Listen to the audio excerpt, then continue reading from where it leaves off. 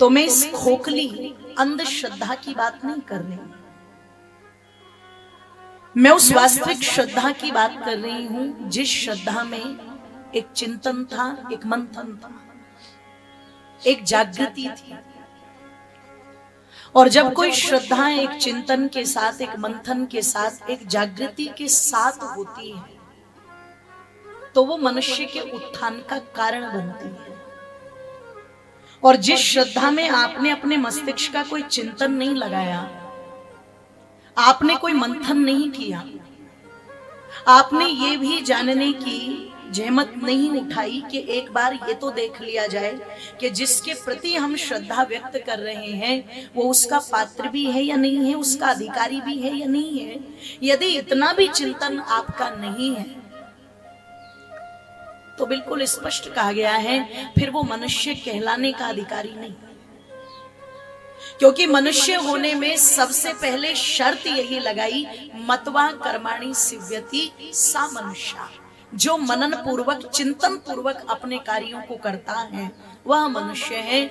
और भगवान ने ये मनन चिंतन करने की शक्ति, सामर्थ्य किसी पशु पक्षी को प्रदान नहीं की। ये केवल और केवल भगवान ने मनुष्य को प्रदान की। ध्यान रखिएगा। इसलिए परमात्मा की सब ध्यान रखना, कृतियों में सर्वश्रेष्ठ कृति अगर किसी को माना तो वो इस मनुष्य को माना। भगवान की सब रचनाओं में सबसे सुंदर रचना अगर कोई मानी गई तो वो केवल और केवल इस मानव की मानी गई। और कोई कहे कि वो जो प्रशंसा हुई, वो जो उत्तमता बढ़ी या वो उच्च स्तर जो मिला इसको, वो इसकी आंखों की सुंदरता के कारण मिला, तो का नहीं। अगर आंखों की सुंदरता की बात की जाएगी तो हिरणी की आंखें मनुष्य से कहीं ज्यादा सुंदर होती है। जब भी किसी की आंखों की प्रशंसा की जाती है और वहां पर कोई अलंकार उठा करके लाना हो तो कोई ये नहीं कहता इसकी श्रीदेवी जैसी आंखें हैं ना, श्रीदेवी की आंखों को देख करके कहते हैं इनकी तो बिल्कुल हिरणी जैसी आंखें हैं। इसका मतलब जिसकी तुलना की जा रही है उसका आकलन कम है और जिससे तुलना की जा रही है उसका आकलन, जोर से बोलो, कोई नासिका की बात करे कि नासिका के कारण नहीं, तोते की नाक बहुत सुंदर होती, कोई बालों के कारण कहे तो नहीं, रीछ के बाल हमसे बहुत सुंदर होते हैं और उसे कोई शैम्पू लगाने की आवश्यकता नहीं पड़ती। आज तो जनरल स्टोर पर जाकर के पता लगा माताएं एडवर्टाइज देख के भी प्रभावित होती है, उसके बावजूद भी जाकर के पूछती जरूर है, अच्छा तुम्हारी दृष्टि से कौन सा शैम्पू अच्छा है, ताकि बाल ठीक ठाक रह सके। और उनको कोई शैम्पू लगाने की आवश्यकता नहीं पड़ रही, नेचुरल।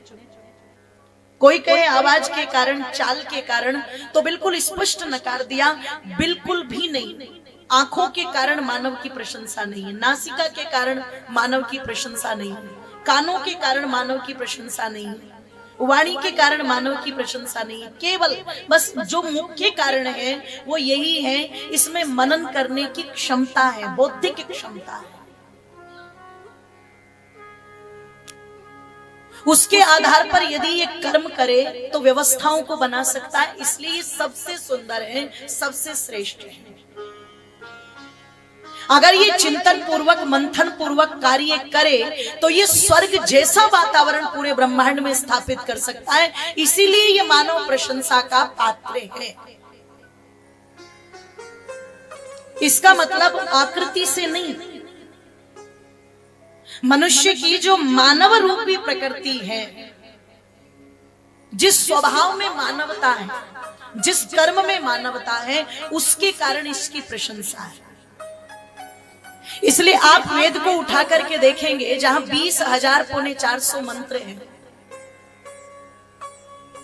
और जिसका पढ़ना, पढ़ाना, सुनना और सुनाना महर्षि दयानंद ने क्या बतलाया है, जोर से बोल दीजिए, परम धर्म। जिसके विषय में महर्षि वेदव्यास बिल्कुल स्पष्ट बोल गए, वेदा हमें परमम चक्षु।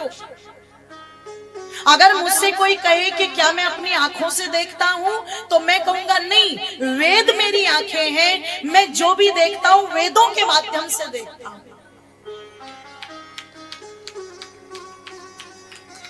ऋषि दयानंद जी ने सबसे अधिक प्रमाण किसको माना? जोर से बोलो, वेद। अभी मैं काशी में थी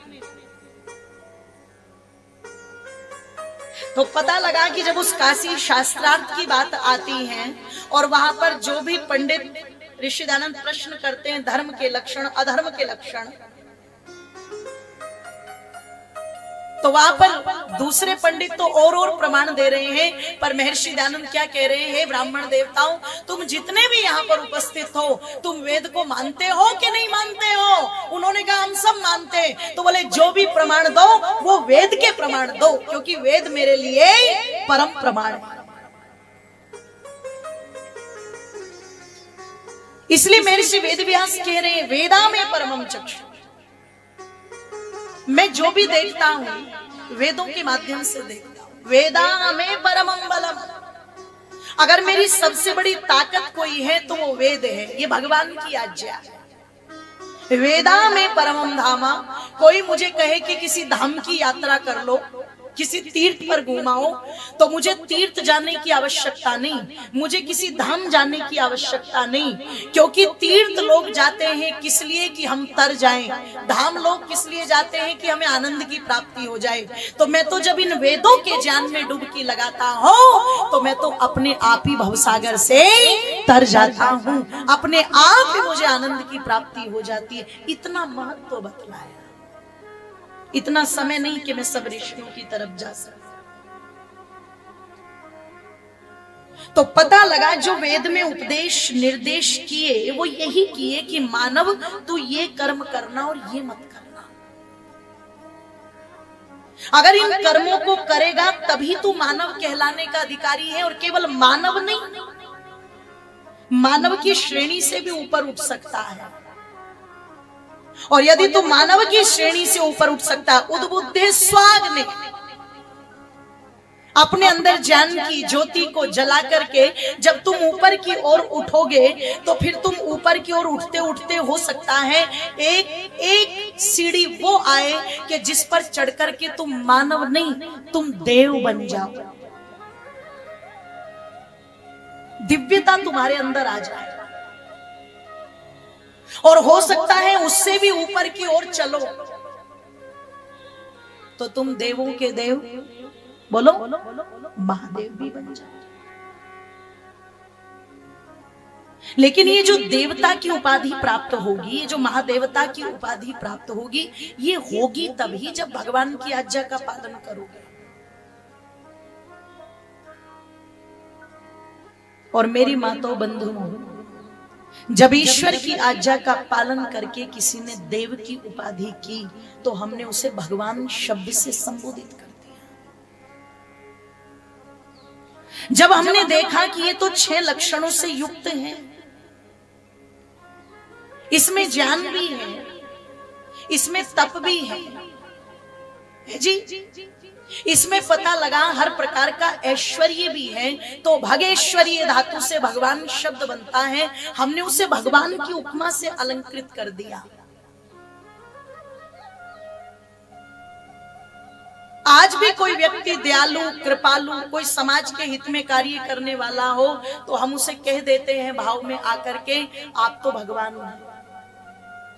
अब यहाँ एक चीज समझनी पड़ेगी, भगवान उपाधि ये दी जा सकती है जो ईश्वर की आज्ञा का पालन कर रहा है, जिसका समर्पण है धर्म के लिए, जिसमें त्याग है, जिसमें तप है, जिसमें मानव मात्र की भलाई का ध्यान रखिएगा, एक भाव है। इन सारे गुणों को धारण करने वाले व्यक्ति को हम कह सकते हैं कि ये भगवान है। वो भगवान है, पर वो संसार को बनाने वाला परमात्मा नहीं। संसार को बनाने वाला जो परमात्मा है वो एक है, और उसकी कुछ व्यवस्थाएं हैं जिन व्यवस्थाओं से वो कभी अलग नहीं होता। जैसे उसका कभी जन्म नहीं होता, और जिसका जन्म नहीं होता तो उसका मरण भी, जोर से बोलो, नहीं होता। क्योंकि दुख का सबसे पहला कारण ही है जन्म। दुख जन्म प्रवृत्ति दोषा मिथ्या जाना। और परमात्मा क्या है? ऋषि दानंद जब दूसरे नियम में परमात्मा के गुण को बतलाने लगे तो बहुत सारे गुण बताए। न्यायकारी हैं, दयालु हैं, कृपालु हैं। एक गुण कैसा बताया? सुख स्वरूप। और सुख स्वरूप का मतलब होता है जिसमें कभी भी दुख घटता, बोलो, नहीं।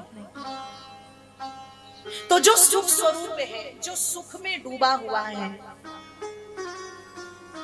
अगर उसका जन्म हो गया तो सीधी सी बात है दुख होगा। और दुख हो गया तो वो परमात्मा कैसा? उसका जन्म नहीं है तो उसकी मृत्यु भी नहीं है। अच्छा, भगवान कभी बालक नहीं है, युवा नहीं है और बूढ़ा भी, जोर से बोलो। अच्छा, आज तक किसी व्यक्ति ने आपसे कहा कि परमात्मा बूढ़ा हो गया होगा? कितने साल का हो गया भगवान? अच्छा बताओ। फरीदाबाद वाले बड़े बुद्धिजीवी लोग, कोई पूछे तुमसे कितने वर्ष का हो गया भगवान परमात्मा, है कोई उत्तर आपके पास में? इसीलिए उसको क्या कहा गया? अनादि। अनादि के माने जिसका कोई आदि और जिसका कोई अंत। वो परमात्मा वो क्या कर रहा है? बोले संपूर्ण ब्रह्मांड की रचना। और मेरी माताओं बंधुओं, वो संपूर्ण ब्रह्मांड की रचना कर रहा है। और कहा कि जब वो रचना करता है, जब इस संपूर्ण ब्रह्मांड को बनाता है, तो वो शक्तिशाली भी इतना है कि किसी की सहायता भी नहीं लेता। हमारा कोई काम बिना सहायता के नहीं होता। इस कार्यक्रम की तैयारी एक वर्ष पहले ये समय लिया गया था और तब से चल रही है। अब यहाँ जिन्होंने ये टेंट लगाया वो अलग रहे होंगे सहयोगी, जिन्होंने माइक की व्यवस्था की वो अलग, जिन्होंने कुर्सियां बिछाई वो अलग, अंदर पंडित जी ने यज्ञ कराया वो व्यवस्था अलग है जी। सब लगे हुए व्यवस्थाओं में तब जाकर के ये 7 दिन का कार्यक्रम हो रहा है। तो भगवान को हेल्पर की कोई आवश्यकता, बोलो, ये नहीं कि पहाड़ बना रहा हो तो भैया 2-4 लग के जरा उठवाना एक बार पहाड़ को, नहीं।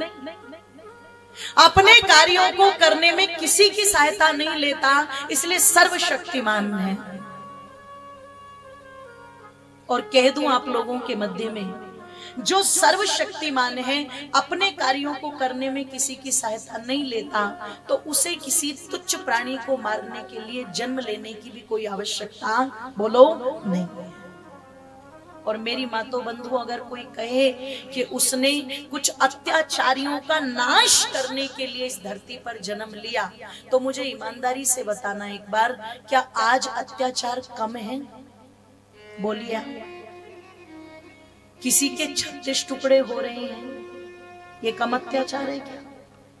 मूक प्राणियों पर इतना अत्याचार हो रहा है, ये कम है क्या? 4 वर्ष की बच्ची इस देश के अंदर सुरक्षित नहीं है, ये कम अत्याचार है क्या? पता लगा कि जो माता पिता संतान को पाल पोस करके बड़ा कर रहे हैं, आज वही संतानें माता पिता पर कई जगह ऐसी घटनाएं जिनको देख करके भी शायद दोबारा देखने की हिम्मत नहीं होती, ऐसी घटनाएं आती हैं, ये कम अत्याचार है क्या?